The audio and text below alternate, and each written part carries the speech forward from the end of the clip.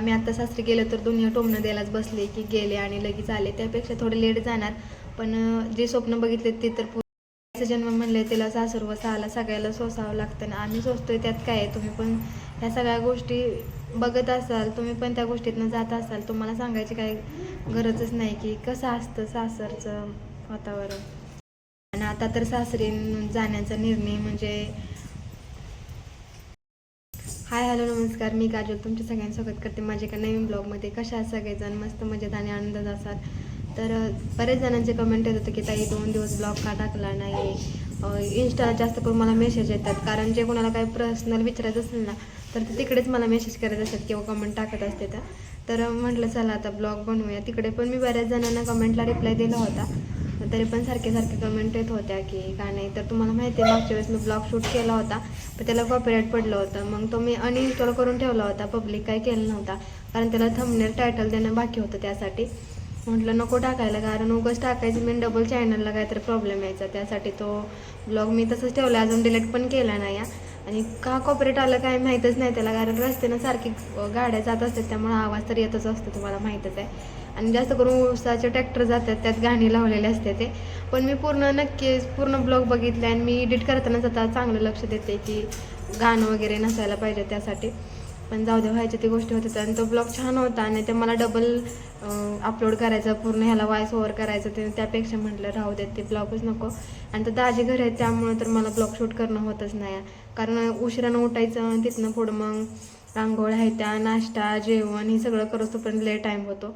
त्यामुळे मग त्या गडबडीत मी कशाला ब्लॉग शूट करते. नाही तर माझ्या ट्रायपॉड पण नाही आहे, मी मागवलं आता, काय माहिती कधी येते कधी नाही. तोपर्यंत जरा माझी अपदा होणार आहे, कारण मला ना फिक्स जागा मग बाहेरच बसावं लागतं काय असं व्हिडिओ वगैरे बनवायचं, काय एडिट करायचं म्हटलं तरी पण, कारण घरात जास्त आवाज घुमतो आणि बाहेर गेला का मग ती गाड्यांची बोंब असतेच त्यासाठी. आणि तुमच्या कमेंट अजून बऱ्याचशा कमेंट होत्या, तर त्यातली कमेंट मला सारखीच येणार होती की म्हणजे तू सासरी का, म्हणजे सासरी आता जाणारच नाही का, कायम भाड्याच्याच घरात राहणार का, म्हणजे आहे भरपूर वाद करून आले का, म्हणजे भांडणं करून आले का.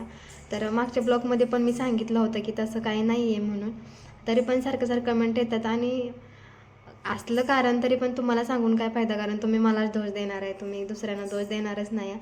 त्यामुळे झाकलेली लाखाची असते म्हणतात ना, त्यामुळे आपलं गप राहिलेलंच बरं.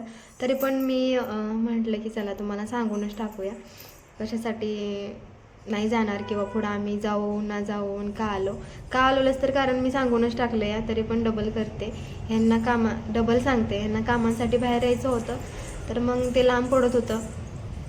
पेट्रोलचा खर्च तर आता तुम्हाला माहीतच आहे, त्यामुळे आम्ही इकडं आलो होतो. आणि बरेचसे त्यासोबत एकच कारण नव्हतं, हजारो कारणं होती. मग पडलो आम्ही तिथून बाहेर. आणि असं छान आहे, बाहेर पडल्यानंतर माणूस सुधारतो, त्याला बाहेरचं दुनिया कळते असं म्हणलं तरी चालेल. आम्हाला तिथं पण आम्ही होतो, म्हणजे जास्तही नव्हतो, पण तरी पण लांब आहे तेच बरं आहे. रोज दिवसाने ती काही म्हण आहे ना, त्याच्यासारखं नको व्हायला. तर मग सारखं मला विचारत आहे तुम्ही की तू जाणार का नाही आता, मग कायम इथेच राहणार का भाड्याच्या घरात. तर कधीच कोणालाच असं नाही चालत, किती जरी लांब दिल्लीपर्यंत कुठेही लांब जावा तरी पण आपल्या घरी आपल्याला जावंच लागतं. सण असो काय असो, कुठला कार्यक्रम असतो, त्यामुळे घरी जावंच लागतं ना. आम्ही तसं जातो. आत्ताच मिस्टरांचं ॲक्सिडेंट झाल्यानंतर ना आम्ही तिकडंच होतो. ती गोष्ट वेगळी आहे की थोडेच दिवस राहिलो, त्यांनी आम्हाला राहून दिलं नाही, ही गोष्ट वेगळी आहे. पण होतो आम्ही तिथं 4-5 दिवस तरी होतो, सोमवार ते शनिवारपर्यंत, म्हणजे 5 दिवस तर धरूनच चाला, 5 दिवस होतो आम्ही तिथं. तर आता त्यांच्या मनात काय आहे हे आम्हाला काय माहीत नाही, त्यांना आम्हाला तिथं राहून द्यायचं आहे का नाही राहून द्यायचं हा त्यांचा प्रश्न आहे. आणि कुणाच्या मनातलं आपण बघितलेलं नाही आहे, त्यांच्या मनात काय चाललं आहे ते कधी ना कधी तोंड बोलूनच दाखवतात, त्यात काही विषयच नाही आहे. पण आम्ही आमचं घर जेव्हा बांधतो ना तेव्हा तर जाणारच आम्ही, काय कायम बाहेर नाही राहणार. आम्हाला तिथं घर पण नाही आहे. आणि पावसाचं म्हणजे उन्हाळ्यात पाऊस तर तुम्हाला माहीत असेल तर कसं असतं, तेव्हा लय प्रॉब्लेम होतो. त्यामुळं आम्ही इथं आहे ते सुखी आहे आणि छान आहे. जेव्हा घर बांधू तेव्हा आम्ही जाऊ, आणि जेव्हा घर पूर्ण बांधून होईल ना तेव्हाच आम्ही तिकडं शिफ्ट होऊ असा माझा विचार आहे. कारण तिथे जावा, मग जेव्हा आम्ही ते पत्रा शेड बांधलं आहे ते काढावं लागणार, कारण त्याच जागी आम्हाला घर बांधावं लागणार आहे. तर मग आम्ही मग कुठं राहायचं, घर जेव्हा बांधाय काढू तेव्हा एवढा सगळा पसारा घेऊन बाहेर तर राहता येत नाही ना. त्यामुळं मग म्हटलं जेव्हा घर बांधू तेव्हाच डायरेक्ट तिकडे जाऊ, घराची पूजा वगैरे काय असेल ते पुढे तेव्हा जाऊ. आत्तापर्यंत म्हणजे तोपर्यंत तरी जाण्याचा काही निर्णय नाही आहे की एवढं वर्ष राहणार आहे तर नंतर न जाणार, असं नाही आहे.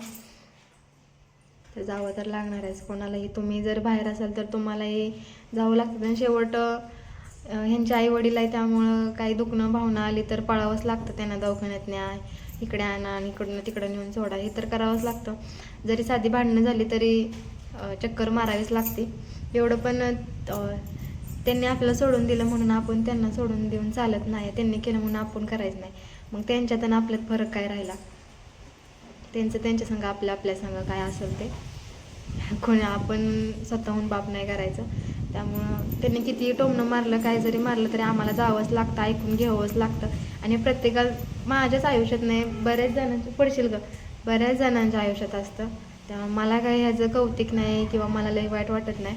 माझ्यासारखे बरेच जण आहेत की ती कुठल्या ना कुठल्या कारणानं बाहेर पडलेले जायते. कारण कोण सुखानं बाहेर पडत नाही, कारण कोणालाच असा शॉक नसतो की 4 पैसे ठेवायचे सोडून 4 पैसे आपण असं भाड्याला ह्याला घालवायचं. कोणालाच नाही वाटत. मला पण आधी वाटत होतं की तेवढंच जर आपण 2-3 हजार रुपये ठेवलं तर ते सेविंगमध्ये जास्त भर पडेल. पण त्या सेविंगचा काय उपयोग नाही जर आपल्याला मानसिक त्रास असेल तर ते पैसे मानसिक त्रास दूर करू नाही शकत.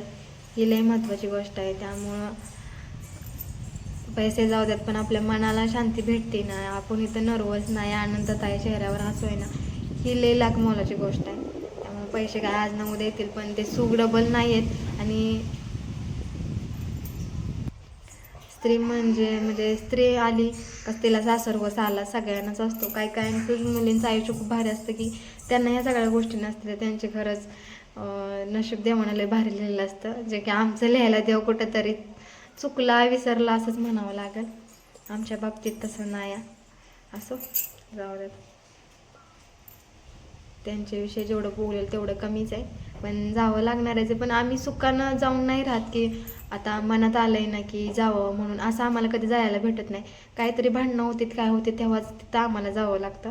आणि तिथे गेलो ना पण काही सुख नसतं, टोमणं बिमणं ऐकून घ्यावंच लागतं, नको ते शब्द ऐकून घ्यावंच लागतं. तर आता तुम्हाला काय नवीन सांगायचं, तुम्ही पण त्यातनंच गेलेला असेल, कोण जात असेल तुम्हाला तर माहीतच आहे.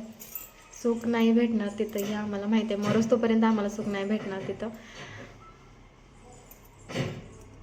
आणि लई लांबची पण गोष्ट नाही आहे. आता जेव्हा ज्वारी वगैरे काढणी असेल ना तेव्हा सगळ्यांना बोलवून घेणार, भले शिव्या वगैरे देऊन कोणी पण घेणार, तुमच्यासाठीच करतोय की आम्ही कोणासाठी करतोय तेव्हा असं म्हणून का पण जावं तर लागणारच आहे. दरवेळेस जावं लागतं. एवढं तिथं ब्लॉग घेत नाही मी, कारण नाही पटत, त्यामुळं ब्लॉग घेण्याचा विषयच येत नाही तिथं. जिथं पटत नाही तिथं ती गोष्ट करायची नाही आणि मी नाहीच करत. तिथं गेल्यानंतर ब्लॉग पण नसतं आणि काय पण नसतं. भरले आम्हाला जमिनीत पिकवलेलं काही देत नसतील, काय करत नसतील ना, तरी पण दुनियाला सांगायचं त्यांना म्हणणार आणि दुनिया पण म्हणणार ती दोघं अशी खाऊन किती खाणार आहे, तुम्ही तर नेतच असाल की मी केलं म्हणून काय होतंय. पण ते असतं ना जेवणाराची खोड वाढणाराच माहिती, तसं आमच्या घरात आहे. आम्ही काय सोचतोय ती घरातल्या गावातल्यांना किंवा पाहुण्या रावण्यांना काही माहिती नाही. कारण हमेशाचं प्रत्येकजण सुनांना दोषी ठरवतात, जे की नसतात त्या दोषी, पण तरी पण त्यांनाच बोललं जातं. कारण तुम्हीच वाकडं असाल, तुम्हीच चुकीचं करत असाल, तुम्ही कामं करत नसाल, असं अजूनपर्यंत पण आम्हाला बोलते ती. मला एकटीलाच नाही, दोघींना पण बोलते ती आमच्या. आणि आमची बाजू घेणारं कोण नसतं. जाऊ द्यात, तुमचं कमेंट होता म्हणून मी सांगितलं. मला काही ह्याच्यावर जास्त बोलू नाही वाटत.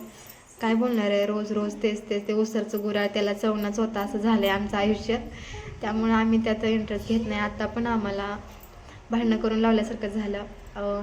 दीर जाऊ गेले, शनिवारीच गेले. ते गेले का आम्ही 10-15 मिनटांना आम्ही पण त्यांच्या लगेच पाठीमागं आम्ही पण हालून आलो.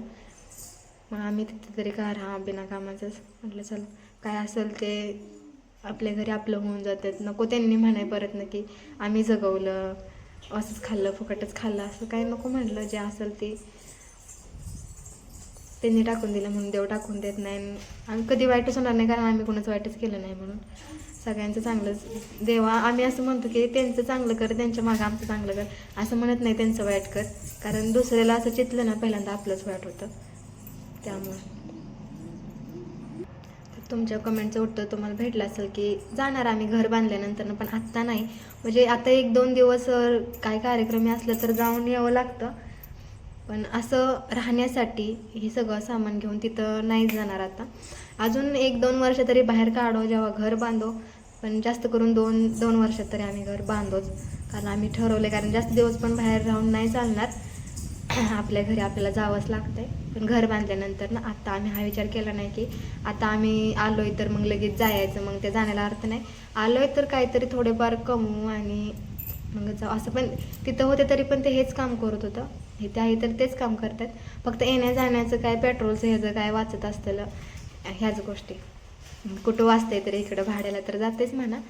पण तो प्रवास आणि रस्ता चांगला नाही असं असतं, तुम्ही समजून जाता. सगळ्या गोष्टी मी नाही सांगू शकत तुम्हाला. पण घर बांधल्यानंतर ना आम्ही जाऊ, हाच मुद्दा होता. तर आत्ता तरी नाही आहे, तर मला सारखं कमेंट करू नका. आणि भांडण वगैरे करून नाही आलो आम्ही. भांडणं तर रोजच होत असते, ते मग काय बोलायचंच नाही असं तसं आहे का, बोलावंच लागते.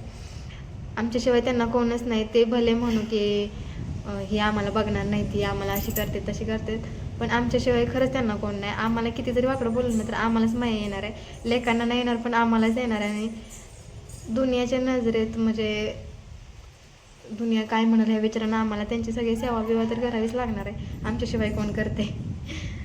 त्यांचा विचार नाही असा, आमचा विचार असा येतो, पण त्यांचा विचार नाही असा. असो, भांडणं वगैरे करून नाही आलो आणि जाणार आहे, पण घर बांधल्यानंतर जाणार आहे. आता काय जाण्याचा निर्णय नाही, आणि जेव्हा जाईलच तर तेव्हा तुम्हाला कळलंच. आत्ता माझ्या मनात आलं होतं की आता दाजी पडले 1 महिना तरी त्यांना सांगितलेलं की काय कामी करता येणार नाही. तर मग असं वाटलेलं की मग इथे बसून काय करणार, इथं भाडं देण्यापेक्षा तिकडे जाऊया. पण म्हटलं की काय अर्थ नाही, दुनिया हसणारच. गेले बाहेर आणि आले लगेच, मग कशाला गेलेले. दुनियाला टोमणं द्यायलाच आवडतं, त्यामुळे म्हटलं नाही, जेव्हा घर बांधू तेव्हा जाऊ, तोपर्यंत नाही जाणार. त्यासाठी कष्ट करावं लागणार आहे. घर बांधायसाठी तरी काय 50-60 हजार रुपयात घर होतच नाही. आता 3-4 लाखाकडे 1-2 खोल्या बांधायचे म्हणले तरी पण तेवढे पैसे जातात. आणि आता आमचं जेवढं काही होतं का नाही, आत्ताच आमचं हप्तं फिटलं तर, आणि त्यातनं आम्ही मोकळं झालेलो आहे. तोपर्यंत हे उद्योग वाढवून ठेवला दाजीनं, त्याला पैसे गेले, भरपूर पैसे गेले. तर सांगेन तुम्हाला नंतरच्या ब्लॉगमध्ये. त्यामुळे आता जेव्हा डबल आम्ही पैसे साठवू तेव्हा मग बघू किती दिवस लागतात आम्हाला तेवढं पैसे साठवायला, आणि कधी आमचं घर होईल. पण एक जिद्द आहे, आणि आम्हाला आता काहीच नको आहे. आम्हाला फक्त आमचं घर पाहिजे, बाकी काहीच नको. कारण आमच्याकडं सगळ्या गोष्टी आहेत, त्या सगळ्या म्हणजे सगळ्यात, फक्त घर पाहिजे बस. आणि घर बांधल्यानंतर मग दुसरे काहीच नको.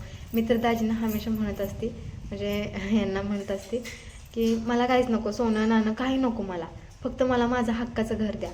की मला त्या घरातनं तुम्ही जरी म्हणजे कुणी पुढचं बघितलं नाही, माझ्या माघारी किंवा आपल्या दोघांच्या माघारी आपल्या पोरीला पण एक हक्काचं घर पाहिजे, आणि तुमच्या माघारी पण आम्हाला हक्काचं घर पाहिजे. कोणी म्हणाय नको की असं तसं. त्यामुळं घर हे महत्त्वाचं असतं, आणि घर हे खरंच आयुष्यातलं एक असा हळवा कोपरा आहे ना.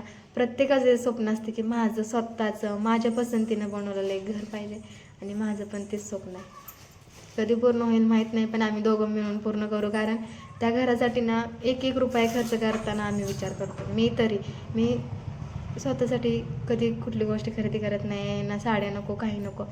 मध्ये मागितलं असेल तर मेशोवरून हे, पण ते आम्ही जास्त महागातलं कुठल्याच गोष्टी नाही.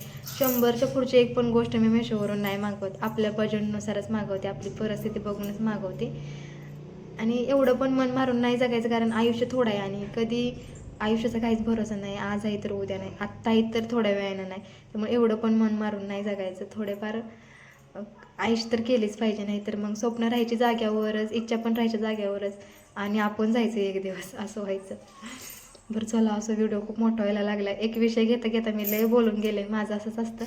तर असं चला, तुमच्या कमेंट्स उत्तर तुम्हाला भेटलं असेल, आणि उद्यापासून डेली ब्लॉग येतील. कारण आता दाजी कामाला जायला लागले, त्यामुळं मला दिवसभर टाईम भेटणार आहे. ते घरी असलं का नाही भेटत मला टाईम. तर चलो, बाय बाय, घ्या काळजी. आणि व्हिडिओ आवडला तर लाईक शेअर सबस्क्राईब करा, आणि कमेंट पण करत जावा. तुम्ही कमेंट करतच नाही, त्यामुळं मला व्हिडिओ बनवायला इच्छा नाही राहत, व्हिडिओ कमेंट नाही केलं का तुम्ही. तर चला बाय बाय, व्हिडिओ लय मोठा झाला.